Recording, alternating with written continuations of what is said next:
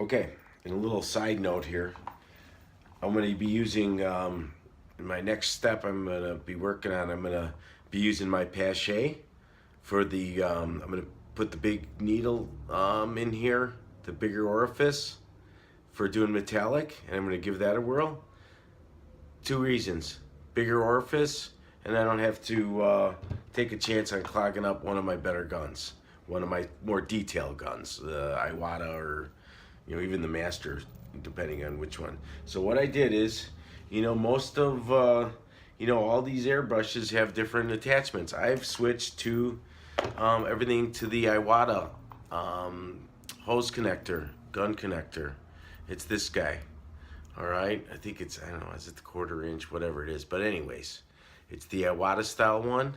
So, the gun, you can't do anything. Pache, as far as I know, Pache is Pache. There might be an adapter for that, but the hoses are only $7, and you get a hose every time you buy a gun. So I have hoses all over the place.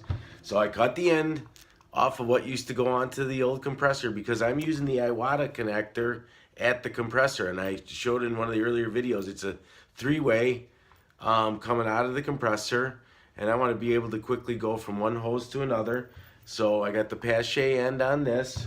I cut that end off, and I put the Iwata end on. Okay, gonna be doing the same thing for my Thayer and Chandler. Has even a different end. It's got that little guy on there. The thing is weird, but it's just a smaller. So I gotta have one for each gun, and that's what I did. Bye. All right. So finally able to get back to it after having to clean up my phone memory and download a bunch of stuff to YouTube. That was yesterday. For my buddies on the Time Warp page, I explained what happened. So while I was waiting for stuff to download on YouTube and blah blah blah, so I could save it, I went ahead and I worked on during the downtime. I worked on both bodies a little bit. I know I'm just introducing this one now, but it's a little mini T that I've been working on. I showed the quarter-sized skull drawing to some of you guys might have saw that, I don't know, earlier in the week. I moved forward on the painting of the flames a little bit, and I just kind of plugged along on it and removed, mask and just continued working on it. I'm going to go back to work on both of these. I'm going to work them both a little bit right now. So I'm going to show you how the white backer will make the flames here pop a little bit. Okay, there's no white backer on some of this yet, so I'm going to throw the white backer on there, and this thing is getting really close to being able to show the finished project, so I'm excited about that. One thing that I'm finding out with YouTube, I have to do this in, I got to put these on YouTube, so I have to do shorter segments, and then I'm going to edit them together there, so I'm going to see how that works. But anyways, when I get going on this, I'm going to end this segment right here and move on. So I've decided to go ahead and put a purple metallic underneath purple paint on the Skull Racing Mini T. So I have the purple metallic right here. I'm going to go over mixing that up. I have what I want to talk about right now is I'm going to go with the Pache, okay, for the metallic, to put the metallic coats on.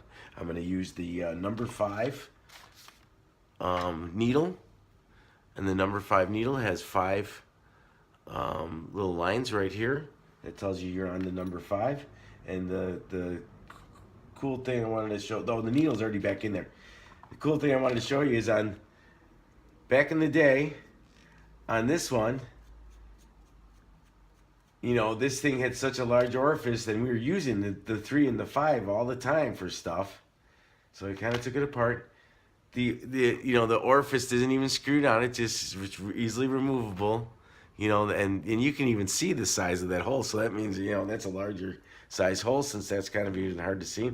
So what we used to do, and this was it's made out of a piece of steel rod. I guess it's small steel rod. I don't know if you would call it wire because it's so stiff, but it has a tiny almost like an arrow point on it to get in there and dig out all the caked on paint inside the Pache. So a little bit cruder of a deal. I wouldn't recommend something like this on one of the finer airbrushes like the Iwata, because I think that orifice is such thin metal that you could damage it. So I wouldn't ever jam anything into an Iwata other than the actual needle that belongs in there. So I'm going to go ahead and put this back together. I'm going to go over a couple things on that and shoot some metal flake. All right. Oh, so putting this back together. The Pache, you put the orifice on there, the cap. You know what I love about, all the good airbrushes? They come with some kind of a little wrench, or there's some tools that work on it. Give that a little bit of a tightening. I have already applied drop of super lube behind the lever and onto the needle. I haven't used this gun in a while, so I'm not going, when I set the needle, I'm going to press it all the way in and then back it off it's a hair, okay? You can see the needle move a little bit, but portion of the end of the needle is still sticking out of the orifice, and that'll help me blow that metal flake on there a little bit easier. Even with the number 5 tip, I'm going to, open it up a little bit. All right? So I'm throwing that all back together. And I'll move on to blowing on some metal flake. I'm going to be removing the final mask on this detailed little body here. So what I always, well, not always, but most of the time, if I can remember, what I like to do is, you can just start with your fingernail if you want on something like this. You're removing a bigger area. You don't have to be so precise that you're pulling off with a masking tape. On flames and, stuff that has points pointing the rear of the body, I would go ahead and pull it off in this direction away from that. Now, as you're pulling off your flames, you got to be careful of the window mask also. So I pulled this portion away here. That's going good. Now I'm getting a little more detailed, so I might grab my knife or tweezers, pull that off there. You can use actually a little bit of a rolling technique, but it's always good to pull straight away and not up and away. That just pulls on paint. This has had a little chance to cure, so I'm not too worried about it. I'm just checking as I go along. I'm going around the letters, making sure that my window mask is staying intact as I'm going around. No details really there. Just real quick checking while I'm still thinking about it. There's a little piece of mask there that I guess realistically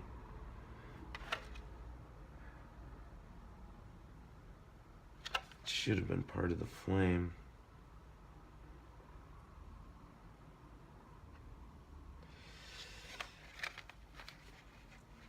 I'm just going to go ahead and replace that.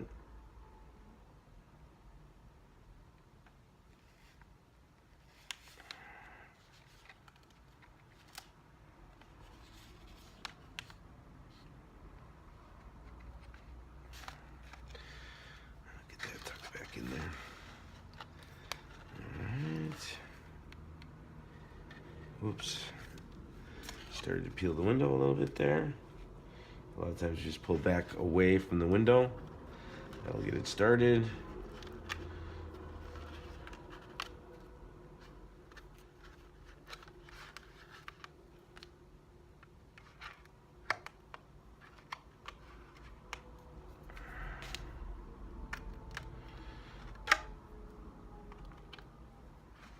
And it's coming off real good. I don't have any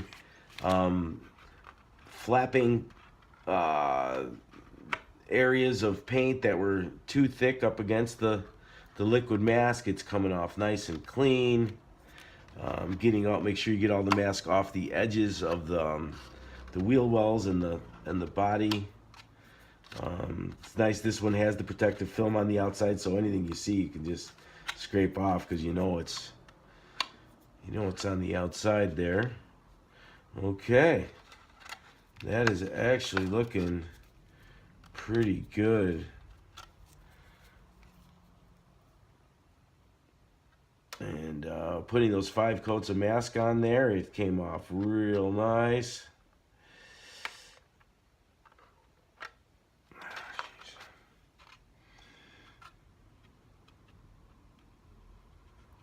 Sometimes you will have to go back and make an adjustment to a cut.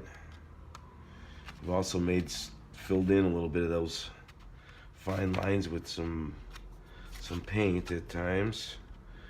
Okay, so that's all pulled off. Now I'm gonna get to shooting, mixing and shooting some metallic. All right, so what I like to do is get take your Dremel and chop to a shaving cream or something like that. A little bit bigger if you're doing something bigger, but I have a couple of these laying around, and I just go ahead and rinse those out like anything else. But so I'm gonna go purple metallic. I got the clear vehicle here. I shook that up a little bit, and I'm not gonna need too much to, but I would rather mix up not enough right now than too much. Oh God, I forgot my water bottle. Before I add the glitter, I'm gonna add just a couple of drops of the reducer. That's a good idea. Okay. I have my little custom mixing spoon here that I made a while back out of a plastic fork, or a spoon would probably work equally as well. I like to go pretty heavy on the metallic so that it doesn't take forever to do. And I don't know what the measurement is. You can go high or low on that. That's up to you. That's about what mine looks like. It's pretty heavy on the metallic.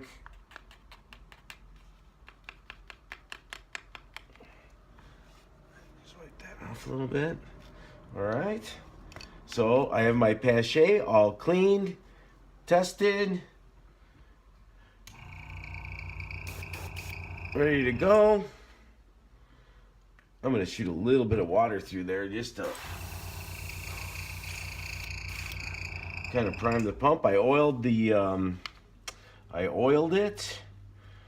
the gun, everything. It's just absolutely ready to go. Pour that in. I got just about a full cup here. Oh, I'm at about 15 pounds right now. Oh man, yeah, that's working good. I just have to touch that a little bit to blow out. Been getting a little bit of a squeak in my compressor lately. It seems like after it warms up, it kind of goes away. I think it's just sitting next to the cold exterior wall here. I see I have a little something stuck to the body. I just want to make sure this is on the outside here. I believe it is. Okay. All right.